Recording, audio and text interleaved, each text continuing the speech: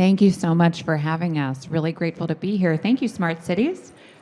We've got some seats in the front. If people want to move on up, feel welcome to join us.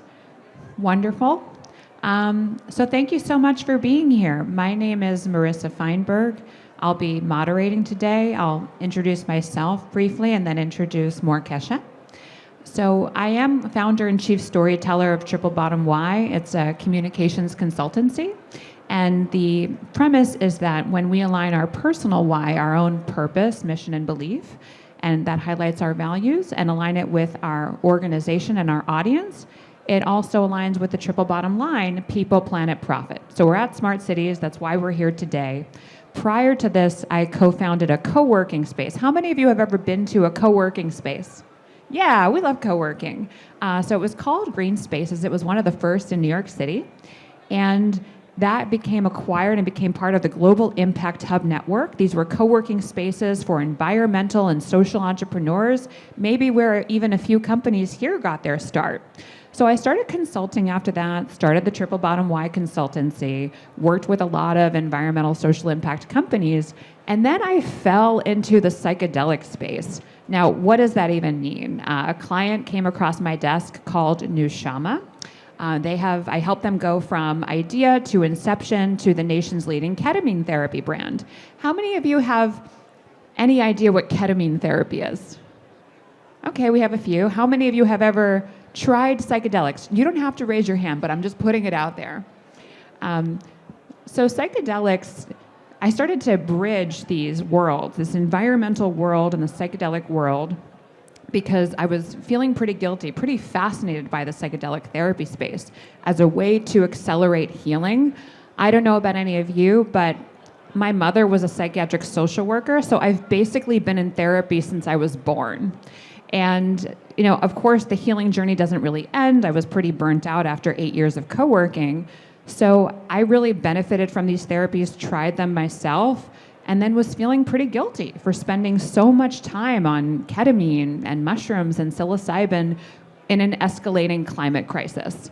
And then one of my clients said to me, environmental problems are human problems. It's the humans destroying the planet. So I started to bridge these and now run a nonprofit organization called Psychedelics for Climate Action.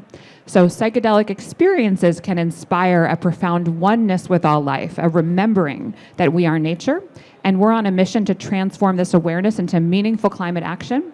And for the climate community, we pose the question that with countless solutions available, like it here at Smart Cities and more, why are we in a climate crisis, right? Clearly it's about participation, and at the root of that is getting people to shift their consciousness to participate on a systemic level and an individual level. So today, a big part of participation is having the resilience, right?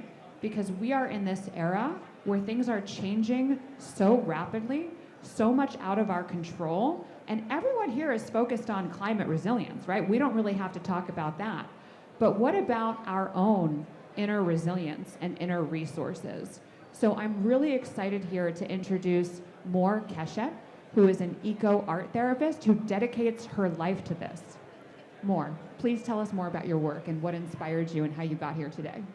Hi, everybody. It's great to be here with you. It's great to be with Smart Cities. So yes, I was trained as an art therapist. I finished back in 2005, and I've always been working through a trauma-informed lens. And over the years, it really became apparent to me and to many of my colleagues that so much of the despair, right? We are in this epidemic of despair, of loneliness, of addiction, of suicide, of depression, of real social isolation, is really stemming from a core disrupted attachment between humans and the natural world. Right? This pervasive othering between ourselves and the natural world. And that this has really led to a disrupted attachment with ourselves to ourselves, which has allowed us to perpetuate seemingly endless harm on one another and on the planet. And about 5 years ago, I really started to explore this intersection of nature, of creativity, and of human health and of holistic health. How can we as humans really tap into this endless wisdom of Gaia, right? How can we tap into the endless wisdom of this incredible regenerative planet? How can we restore and cultivate our attachments with ourselves and with the natural world? And now what I really do is create immersive experiences for people to be able to have these kinds of meaning-making, life-shifting experiences, consciousness-expanding experiences, upon which they sublimate external meaning in order to integrate much more pronounced and awe-inspiring understanding about our place within this just broad cosmic matrix of life. Beautiful. So we're going to now start with a gift for you. Moore has written you a guided meditation. It's brief. And then we're going to continue to talk about resilience and share some tips that you can take home with you today. So Moore, will you guide us to get ready for this meditation? Sure. So this is a little bit unorthodox, right? There's a lot of noise. There's a lot of stimulation around us. But this can be actually quite interesting to see if in the next 4 minutes you are able to really center yourself despite all this noise, in tandem with all this noise and all this stimulation. I encourage you to kind of approach this like an experiment with no attachment to outcome and just see what happens. So I'd like everybody to just sit in a position that really honors the integrity of your body, honors the integrity of your spine. That's really good. Rolling your neck, your shoulders. And if it's available to you, just bring your gaze down to the floor, gently shutting your eyes. And we're going to go on a journey together. Take a deep breath, filling your lungs, and slowly exhale, releasing any tension. Let yourself fully arrive in this moment. Feel the ground beneath your feet, and remember that beneath this floor, the glass, the concrete, the steel, is a living earth. The same earth that has cradled forests, rivers, and civilizations for millennia. This earth is beneath your feet right now, holding the wisdom of resilience, adaptation, renewal, and regeneration. As you breathe in and out, bring your awareness to your heart center and start to imagine a soft golden light glowing there, a pulse of life connecting you to all things. This light is a bridge, a thread of connection to something beyond the self. Allow your imagination to open and begin to sense the presence of a nature ally. This could be a tree, an ocean current, a bird soaring in the sky. Perhaps it's an ally from your childhood. Whatever you arrive, trust it. See your ally. This ally has seen differently than you and I have. It has survived storms, endless cycles of destruction and renewal. it knows a lot about being smart, but not in a human intelligence way. Your ally knows how to listen, how to adapt, and how to move in harmony with the collective.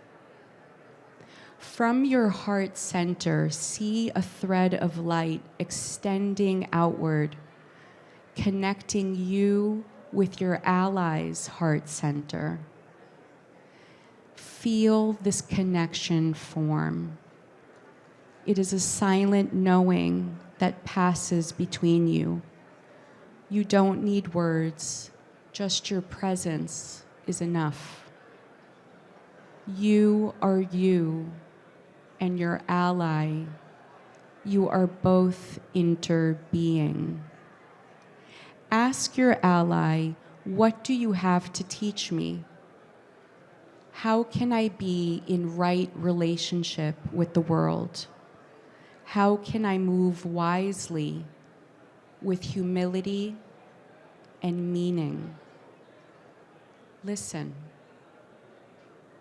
Maybe you receive an image, a sensation, a whisper. Maybe it's a feeling of peace. Whatever it is, trust that it is exactly what you need in this time. As you breathe and bring your awareness back to this moment, feel the air moving in and out, steady and effortless like a tide. Know that this connection to your nature ally is always available to you. You can return to it whenever you need guidance, whenever you need to remember what it means to be smart. Everybody can take one deep inhale and sigh it out. Please wiggle your fingers, bring your chin down to your chest, and slowly open your eyes.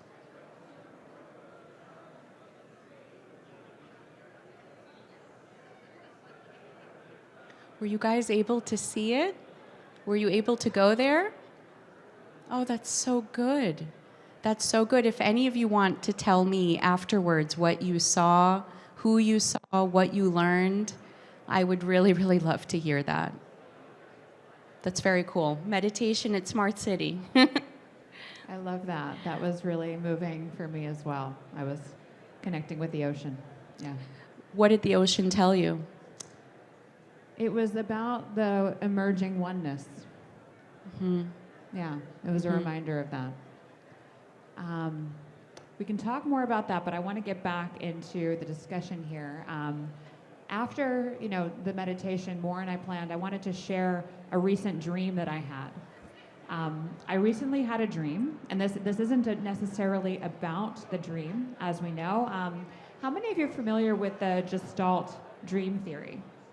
That when you have a dream, it's not always so literal. It's often about you are you in the dream because it's your dream, and you're also everything and everyone in the dream. So I'll tell you about this dream that I had. An extinction event was coming. I know I'm not the only one here who's ever felt this way. And I was with a group of people, and it was dark out, and we were bracing for it. And I told myself, well, it's coming, and I'm just going to melt into the ground as if I was going on some psychedelic journey. And so it came, I melted into the ground, and then I had this thought, oh, did I do that too fast? Did it come? Did it happen? And then I spoke to my spiritual teacher about this dream, and she said, I'm sensing for you that this is about letting go, and you can't do that too quickly. So when I look at the world today, and I look at being here at Smart Cities, and all of these systems out there in the world that are not functioning properly, that are breaking down, where we don't know where they're going. I feel a personal need to let go of these systems as they are, to let go of my life, perhaps as I know it, and to make space for something new. Because we don't know what that newness will be. We don't know what our systems will be like. We don't know what our lives will be like. There's a lot to embrace. There will be times of great, tremendous challenge, of darkness, and that also makes us appreciate the light and the beauty and the connection that we have even here right now in this container.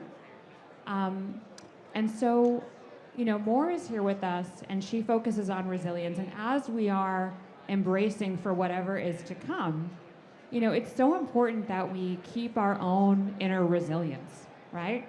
And when we have the tools to maintain our inner resilience, we can let all of our emotions flow through us because we understand how to be resilient and strong and come back to center. So for example, one of my favorite tools every morning is meditation. I love holotropic breath work. I start my day with 20 minutes of it. How many of you are meditators? Okay, we have a lot of meditators. That's great. That's such a great step toward resilience. Personally, I love to feel my breath. It helps reset my nervous system. I go into my heart. I think about what I'm grateful for. And, Moore works with people on this every day.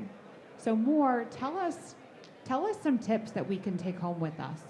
Sure, and I also just want to say about your dream, Carl Jung famously said that what we resist persists, right? So we are, if we resist and we continue to engage in business as usual, collapse really persists, right? So how can we let go and really fortify a new, really, really creative vision, which is what you all are tasked with and what you all are doing, and that's really inspiring. In terms of really kind of cultivating your own inner resilience, so I'm an art therapist by training, right? So first and foremost, I would say to create, to sublimate, and to create not for the purpose of productivity, not for the purpose of showmanship, not for the purpose of any kind of ROI other than just personal expression, right? During the AIDS epidemic, there was this really landmark study about men who were able to safely self-express their status to loved ones. And they had far better health outcomes than those who did not. We have this incredible, as far as I know, singular symbolic mind. It's one of the most unique facets of being human. It's part of just the human repertoire. We used to just dance, sing, paint, write, play just because we were human. Not because we needed to attach anything to it other than it being just a part of our human experience, our very broad experience.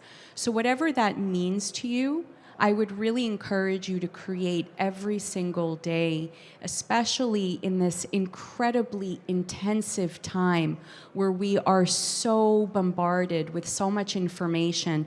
We consume more information in one day, right now. You all have an onslaught of information coming to you in one day more than prehistoric humans did over the course of their lifetime.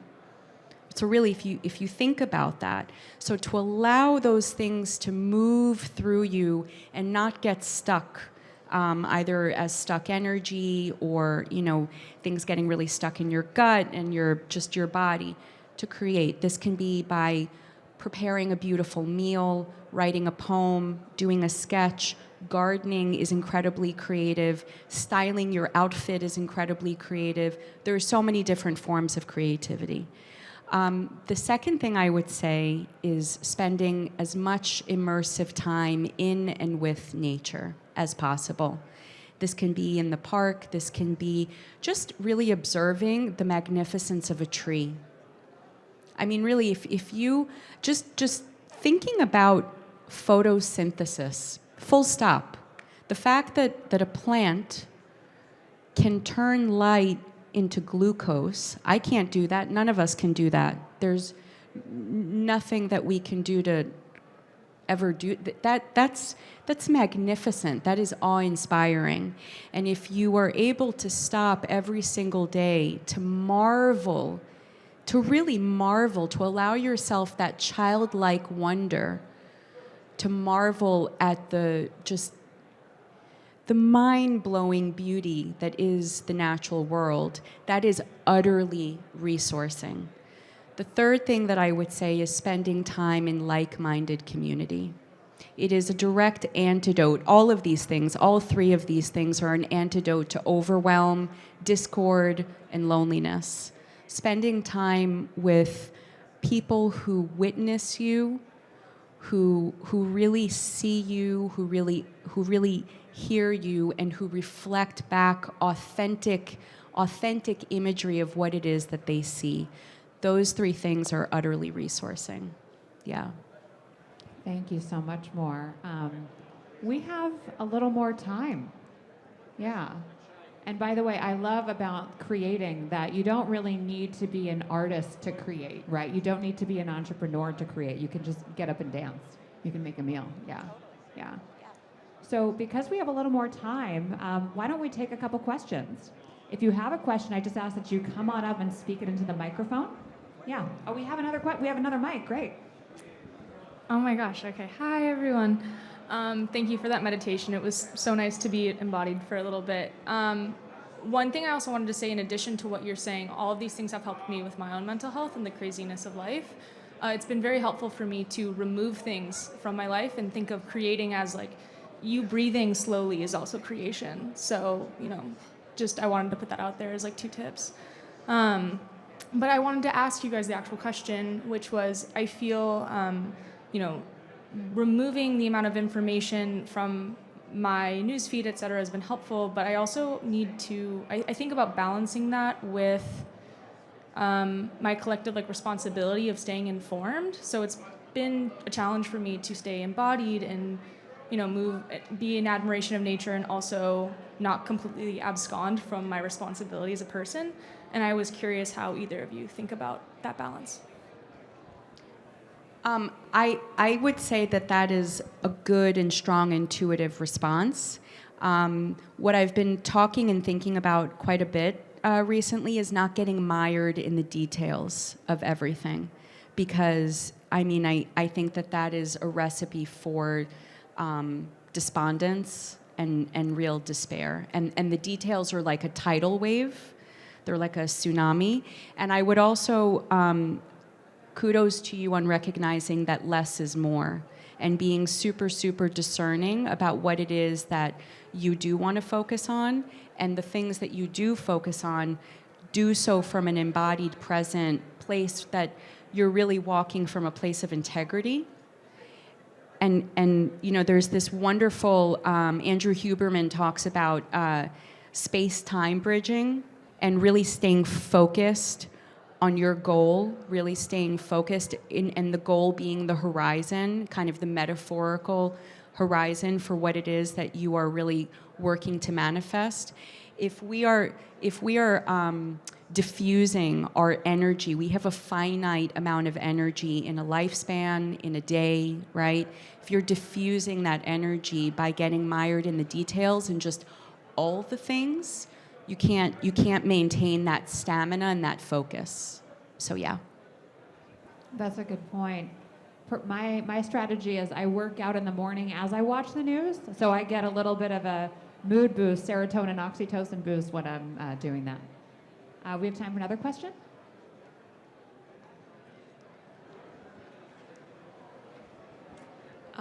Thank you guys so much for this presentation. It's kind of rare to see this at conferences, just centering yourself, so I appreciate that. Kind of coming from a government perspective, I work with a city government. What are some ways we can bring creativity and a creative mindset to fostering a community of change for the residents we're trying to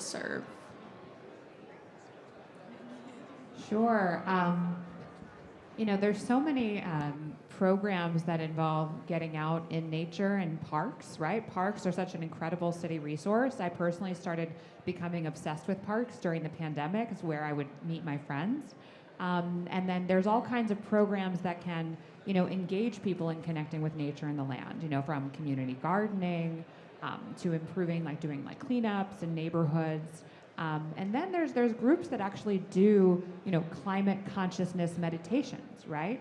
That are all about similar to what Moore was guiding you through, where people become centered, they take some time to get embodied, and then they can actually do something where they're making a contribution and being in service. On April 9th at Noya House, we're hosting an event in New York about healing the self, the community, and the natural world. So when we start to be in service, it also gets us out of our heads and our inner dialogue and our ego, where we're creating these stories, we're in fear mode, we have some anxiety. Personally, I have those moments myself too, and then I start talking to people like Moore, and then I get out of my head and I become more present and in community and connection. I mean, there's incredible facilitators all over the city, facilitators who can come and do some kind of creativity, soul-centered workshop for you guys. But honestly, there is nothing like a little fun open studio concept, like taking out magazines, glue sticks, and scissors. And it's unbelievable what emerges for people. I mean, kind of like doing a mood board party. It doesn't have to be that serious. You can set some kind of theme, but really just giving people some materials and a surface to be playful on. It's incredibly connecting. It's really resourcing. People start to laugh. People start to open up about all kinds of things. They remember what it was like to be a child. And we all have these inner children within us that really are just yearning to take our shoes off and run around outside in the grass. So, go to the parks, create, get in touch if you want a workshop. I'd be happy to come do something. Yeah. I love that. I haven't taken out a magazine and cut it up with scissors in a while, but I love that sort of mood board or vision board too, because a lot of what we do now is we need to reimagine the future.